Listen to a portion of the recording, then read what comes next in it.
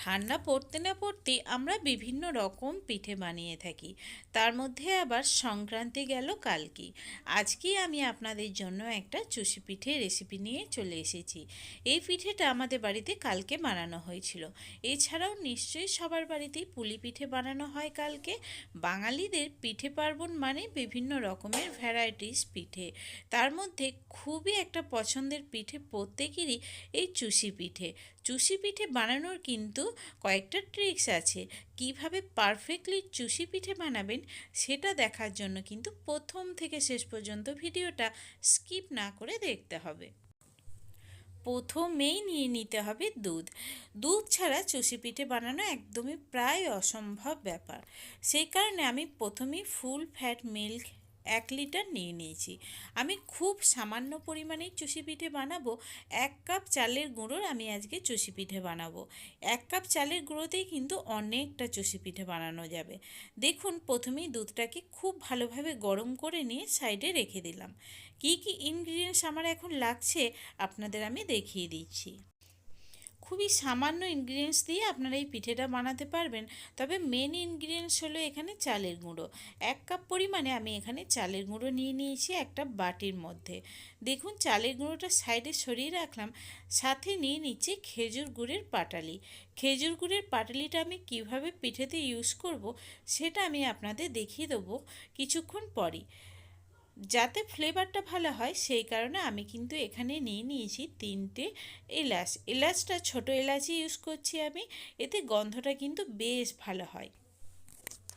চুষি পিঠে বানানোর জন্য চালের গুঁড়োর যে টোটা বানাবেন সেটা কিন্তু ঠান্ডা জলে মাখলে হবে না। এইভাবে গ্যাস অন করে এর মধ্যে পরিমাণ মতো জল দিয়ে চাল গুঁড়ো টোটা বানিয়ে নিতে হবে। কিভাবে বানাবেন দেখতে থাকুন। আমি কিন্তু এটা জল আর দুধ দুটো দিয়েই মাখবো, সেই অনুযায়ী পরিমাণ মতো এখানে জল দিয়ে দিলাম। গ্যাসের ফ্লেমটা অন রেখে এই কাজটা করবেন। যখন জলটা একদম কমে আসবে তখন গ্যাসের ফ্লেমটা বন্ধ করে দেবেন। আমি কিন্তু এটা জল আর দুধ দুটো দিয়েই বানাবো, সেই কারণে আমি সেই অনুযায়ী বুঝে শুনেই জল দিয়েছিলাম। আপনারা কিন্তু যদি জল দিয়ে বানান পুরো জলটাই গরম জলই ইউজ করবেন।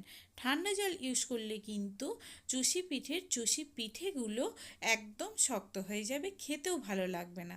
যদি নরম তুলতুলে চুষি পিঠে না হয় তখন কি খেতে আপনাদের ভালো লাগবে? দেখুন, আমি টোটা বানিয়ে নিয়েছি। টোটা কিন্তু আমি হাতের সাহায্যেই বানিয়েছি। এবার হাতটা দিয়ে দেখবেন যদি টোটা আপনাদের হাতে লেগে যায় তাহলে কিন্তু চাল গুঁড়োটাকে আরও থাসতে হবে। আর যদি দেখছেন যে লাগছে না তাহলে বুঝবেন এটা পারফেক্টলি হয়ে গেছে। এবার এর থেকে লেচিগুলো কেটে নিয়ে যতটা সম্ভব সরু সরু করে একটা দড়ির মতো আকৃতি করতে হবে। দেখুন, অনেকগুলো আমি এখানে দড়ির মতো আকৃতি করে নিয়েছি। এটা আমি হাতের সাহায্যেই বানাবো। আপনারা চাইলে কিন্তু এটা মার্বেলের ওপর রেখে বা যে কোনো পাত্রের ওপর রেখেই বানাতে পারেন, কিন্তু এইভাবে বানালেই পারফেক্টলি বানানো যাবে। যেই জায়গাটায় বানাবেন সেই জায়গাটায় কিন্তু চালের গুঁড়ো অল্প করে ছড়িয়ে রাখবেন যাতে একটা অন্যটার সাথে না লেগে যায়। হাতে দেখুন এইভাবে করে আমি বানিয়ে নিচ্ছি। তবে আপনাদের যদি এত তাড়াতাড়ি বানাতে অসুবিধা হয় আপনারা কিন্তু ছোট ছোট একটা একটা করে টুকরো কেটে নিয়ে বানিয়ে নিতেই পারেন। বুঝতেই পারছেন কত ইজিলি পারফেক্টভাবে চুষি পিঠেগুলো বানিয়ে নেওয়া যায়। দুটো আঙুলের সাহায্যে এইভাবে চেপে ধরে একদম আলতোভাবে চেপে ধরবেন, কারণ মনে রাখবেন চালের গুঁড়োটা কিন্তু প্রচণ্ড নরম। সেই কারণে অল্প করে চেপে ধরে এইভাবে এক একটা চুষি পিঠে আপনারা বানিয়ে ফেলতে পারবেন। কি বন্ধুরা, প্রসেসটা ইজি লাগলো তো? কেমন লাগলো প্রসেসটা আপনাদের আপনারা কিন্তু জানাতে ভুলবেন না। এখন সমস্ত চুষি পিঠেগুলো বানানো হয়ে গেছে। পিঠেগুলো আমি যে পাত্রে রাখবো তাতে প্রথমেই কিছুটা পরিমাণে চালের গুঁড়ো ছড়িয়ে নিলাম। এবার বানিয়ে রাখা চুষি পিঠেগুলোকে এই পাত্রটার মধ্যে রেখে দেবো যাতে একটা অন্যটার গায়ে লেগে না যায়। সেই কারণে কিন্তু অল্প অল্প করে আপনাদের চালের গুঁড়ো এর ওপর ছড়িয়ে দিতে হবে, তাহলে একটা অন্যটার সাথে কিন্তু লেগে যাবে না।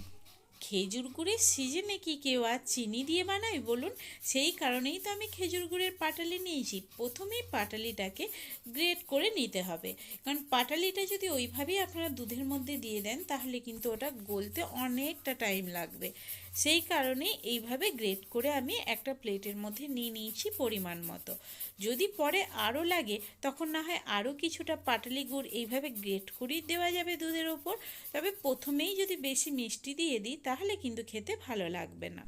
এবার দুধটা আবারও গরম চাপিয়ে দিয়ে তার মধ্যে 3টে এলাচ, যেটা আমি আগের থেকেই ফাটিয়ে রেখেছিলাম, সেটা নিয়ে নিলাম। দুধটার সাথে এলাচটা ভালোভাবে ফুটিয়ে নেবো 1 থেকে 2 মিনিট। যতক্ষণ না ফ্লেভারটা বেরোচ্ছে ভালোভাবে ততক্ষণ কিন্তু ফুটিয়ে নিতে হবে। ফ্লেভারটা বেরিয়ে আসলে প্রথমেই আমাদের একটা বাটিতে কিছুটা পরিমাণ দুধ নিয়ে তার মধ্যে গুড়টা দিয়ে দেখে নিতে হবে দুধটা কেটে যাচ্ছে নাকি। যদি এটা না দেখে নিয়ে আপনারা পুরো গুড়টাই দুধের মধ্যে দিয়ে দেন আর দুধটা কেটে ছানা ছানা হয়ে যায়, তখন কিন্তু পুরো দুধটাই নষ্ট হয়ে যাবে আর পিঠেটা আপনারা বানাতে পারবেন না। সেই কারণেই ছোট ছোট টিপসগুলো মনে রাখার জন্যই আমি আপনাদের প্রত্যেক দিনই বলি ভিডিওটা স্কিপ না করে প্রথম থেকে শেষ পর্যন্ত দেখতে হবে। দেখুন এই গুড়টা কিন্তু পারফেক্ট আছে। কিছু কিছু গুড় আছে দুধে দেওয়ার পরেই দুধটা ছানা ছানা হয়ে যায়। এই দুধটা পারফেক্ট থাকার কারণে গুড়টা আমি এখন পুরোটাই দুধের মধ্যে দিয়ে দিলাম। দুধটা কিন্তু আমাদের এখানে ছানা ছানাভাবে কেটে যাবে না। গুড়টা দিয়ে আবারও 2 থেকে 3 মিনিট ভালোভাবে ফুটিয়ে নেব। তারপরেই দিতে হবে চুষি পিঠেটা। চুষি পিঠেটা দেওয়ার আগে কিন্তু আপনাদের দুধটা ভালোভাবে ফুটিয়ে নিতে হবে, কারণ চুষিগুলো খুবই ছোট ছোট, তাই হতে একদম বেশি টাইম লাগবে না। দুধটা ভালোভাবে ফুটিয়ে নিয়ে এবার যে চুষিগুলো আমি বানিয়ে রেখেছিলাম চুষিগুলো এখন এই দুধের মধ্যে দিয়ে দেবো। তখন কিন্তু দুধটা অবশ্যই ফুটতে হবে। এই সময় কিন্তু গ্যাসের ফ্লেমটা আপনারা মিডিয়াম টু হাই ফ্লেমেই রাখবেন। তাহলে বন্ধুরা রেসিপিটা কেমন লাগলো সেটা কিন্তু কমেন্টে জানাতে ভুলবেন না।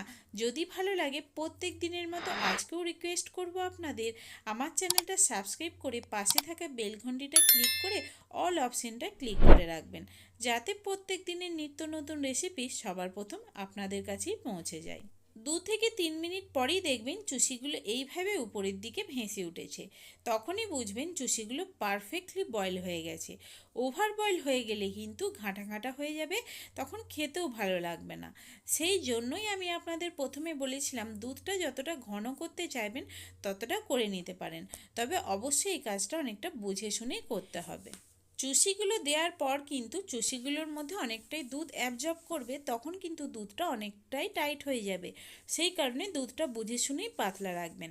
আমার মনে হলো মিষ্টিটা একটু কমই দেওয়া আছে, আর একটু মিষ্টি দিলে খেতে ভালো লাগবে।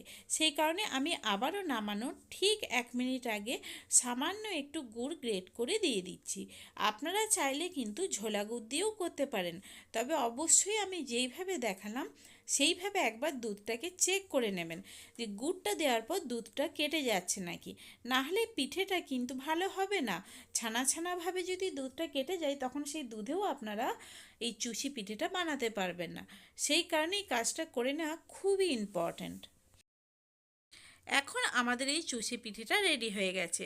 এবার এর উপর থেকে একটু কেশর ছড়িয়ে দিয়ে সার্ভ করার পালা।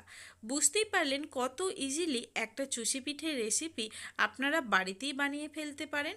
বেশি টাইমও লাগবে না, বেশি খরচাও নেই, বাড়িতে একটু দুধ থাকলেই হবে। তাহলে এইভাবে একবার চুষি পিঠে বানিয়ে আমাকে কিন্তু কমেন্টে জানাবেন আমি আপনাদের ঠিকঠাক বোঝাতে পারলাম কি না। যদি ভালো লাগে তাহলে না হয় ভিডিওটা শেষে একটা লাইক করে দেবেন। আজ তবে আসি, দেখা হচ্ছে নেক্সট ভিডিওতে আবারও নতুন কোনো রেসিপি নিয়ে। ততক্ষণ সকলে সুস্থ থাকুন, ভালো থাকুন। পুরো ভিডিওটা প্রথম থেকে শেষ পর্যন্ত স্কিপ না করে দেখার জন্য পিউ কুকিং প্যাশনের পিউয়ের তরফ থেকে আপনাদের সকলকে অনেক অনেক ধন্যবাদ।